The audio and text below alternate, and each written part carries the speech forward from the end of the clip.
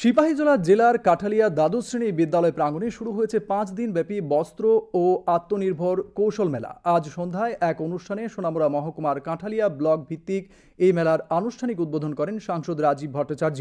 উপস্থিত ছিলেন প্রাক্তন কেন্দ্রীয় মন্ত্রী প্রতিমা ভৌমিক, বিধায়ক বিন্দু দেবনাথ, সুশান্ত দেব, ভগবান দাস, সিপাহীজলা জেলা পরিষদের সহকারী সভাধিপতি পিন্টু আইচ সহ বিশিষ্ট ব্যক্তিবর্গ। মেলায় স্বসহায়ক দল ও বিভিন্ন সরকারি দপ্তরের স্টল খোলা হয়েছে।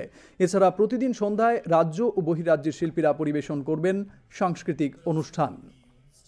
এটা হলো আমাদের দেশের যশস্বী প্রধানমন্ত্রী নরেন্দ্র মোদীজি। উনি প্রধানমন্ত্রী হওয়ার পর এক দশক ধরে বিভিন্ন পরিকল্পনা আমাদের সমস্ত সমাজের প্রত্যেকটা অংশের মানুষের জন্য, চাহে গরিব হোক, শ্রমিক হোক, ধনী হোক, কৃষক হোক, মহিলা হোক, যুবক হোক, কিছু না কিছু পরিকল্পনার মাধ্যমে প্রায় এক দশক ধরে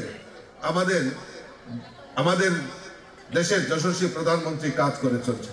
তার মধ্যে সবচেয়ে বড় যে অ্যাচিভমেন্ট সেটা হলো মহিলাদের আত্মনির্ভর করা। আজকে নতুন করে আমরা শব্দ শুনছি যে লাখপতি দিদি, অর্থাৎ মহিলাদের আত্মনির্ভর করা।